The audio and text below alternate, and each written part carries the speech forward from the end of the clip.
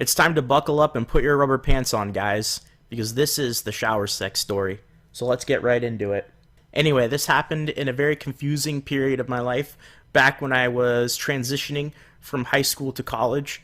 I went from a very small, nerdy school with just a couple hundred people in it to a very, very large party school with tens of thousands of people in it.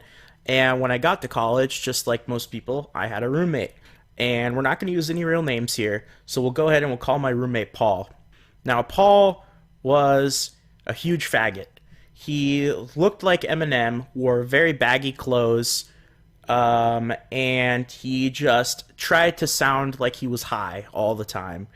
And he wasn't high all the time, but he tried to sound high all the time because he wanted to be really cool and he wanted to get with all the ladies.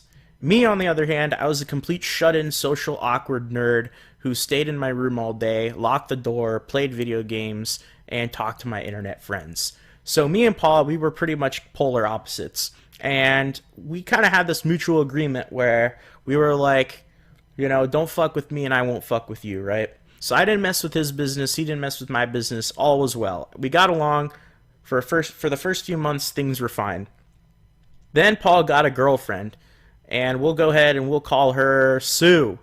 God, how do I think of these names? That's terrible. Anyway, we'll just call her Sue because we're not using real names. Sue was fine.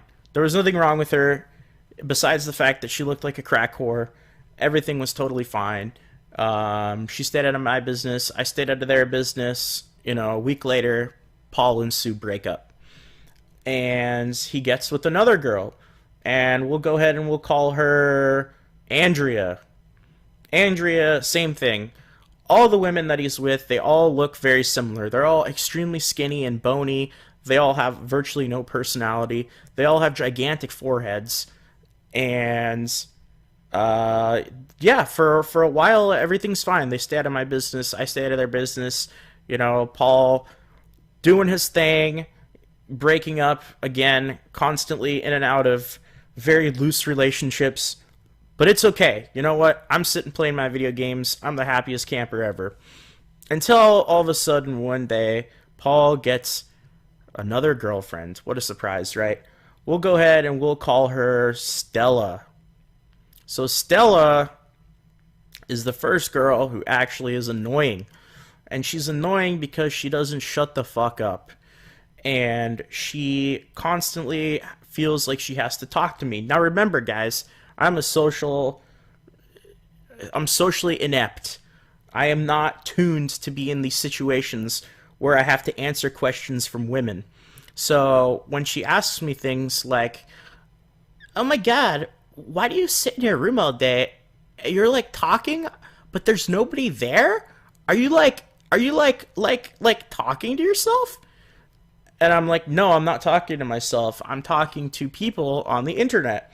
And she's like, "Wait, but how is that even possible if there's nobody there? Like, what do you mean? Are you on the cell phone?" I'm like, "No, bitch, I'm not on the cell phone. I'm talking over a microphone." And she still doesn't get it. And so I'm like, "I'm playing video games and talking to people." She's like, "Oh, you're playing video games?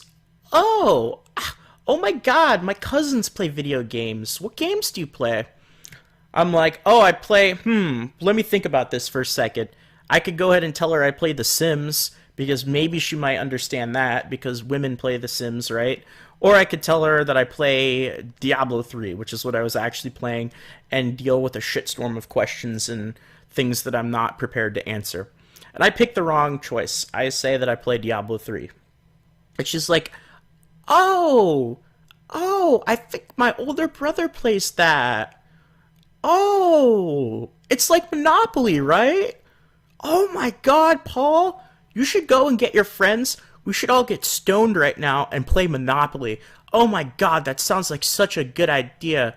Oh my god, let's do that." And I'm like, "Oh my god, what do I even do right now?" And she's like still talking to me. And the only solution that I can think of off the top of my head is to quickly run into my room and lock the door, right? Because they can't do anything then, can they? Wrong. She comes and she knocks on the door, and she's like, "Alex, Alex! It's not my real name, guys. Alex! You should come play Monopoly with us. And I just pretend to ignore them. And I sit and I turn on my live stream and I play video games, right? Alright, so you get the picture. Starla is incredibly, incredibly annoying. Starla, Stella, whatever I named her. She's incredibly, incredibly annoying. Things get worse, though. Starla ends up moving in, even though she's not allowed to. We live in a tiny little dorm room with virtually no room. We each have our own little bed area, which has a very thin wall separating it, but there's really not that much room to do anything else. So Starla ends up moving in. And I go to Paul and I'm like, Paul, bro, man, this ain't cool, dude. You can't have your girlfriend move in. And he's like, dude, just chill out, man. She'll be gone soon. You know, she's going through some things with her roommates and she doesn't feel very comfortable. It's bullshit. They just want to spend more time together. But anyway, she never moves out. She still stays there. And now I'm dealing with some bad things. Because Paul and Starla, whatever her name is, they start getting a bit more comfortable around each other. And they start walking around with less clothes on, and then they start kissing, and then they start walking around with pretty much no clothes on, and then they start groping each other on the couch while I'm getting food and stuff, and it's like they completely ignore the fact that I'm there. It's college, right, guys? This stuff happens. At least I like to tell myself that. But it's really awkward because I just feel like the only times that I feel comfortable are when I'm in my room. And I can't like even go out to get food or take a shit or anything because it just gets really awkward because they're around doing things, right? So it's pretty bad, but it's not as bad as it's gotten yet. One night, I am going to go ahead and turn on my live stream and play some video games, play some Diablo 3, and Starla and Paul are getting ready to go to a party because they party a lot. They're very social, unlike me. And the bathroom is just a few feet away from my room. My room is like 6 or 7 feet away from the bathroom. Remember, it's a dorm. Dorms are small.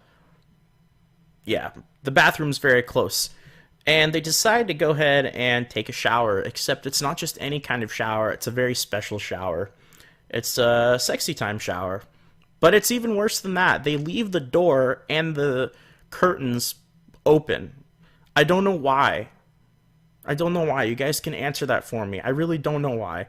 But it's awkward. I'm sitting there playing my video games, and I'm sitting there, and my microphone is on, and I'm broadcasting, right, live on the internet to thousands of people at the time. And then they start making these noises, these sexual noises, like, oh, babe, harder, harder, oh. And I'm just sitting there, and I'm like, guys, I think we have some technical difficulties here. And a couple of people notice it in the chat. They're like, what are those noises? What's going on right now? I'm like, yeah, we got technical difficulties, guys. I'm going to have to mute the microphone for a little while. I'm thinking in the back of my head, you know what? It'll be all over soon, right? It's not going to take very long.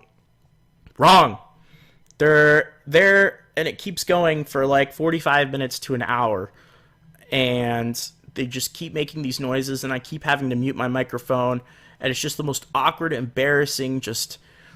You have to put yourself in my spot. I am seriously just sitting in my chair, mortified. I'm absolutely mortified. I don't know what to do. I can barely move. I can't focus on my video games. I can't focus on talking to anyone who's listening. I'm just petrified. And finally, it's over, and I feel like I have been released from prison, and I'm a free man. But that was one of the most awkward times of my life ever. It was truly a disaster. That is the shower sex story. So hopefully you guys enjoyed it. If you guys enjoyed it, feel free to go ahead and give this video a thumbs up, show some support, subscribe, do a lot typical YouTube shit that nobody really likes to hear at the end of a video, but we all say it anyway because we're all YouTube whores. And go ahead and check out the other videos as well. I've got some more stories, and if the story videos get enough support, then I'll go ahead and release some more, because I've definitely got some other excellent stories to tell. So thank you guys for listening. Thank you guys for tuning in. Hopefully you enjoyed, and I'll see you all very soon. Take care, guys.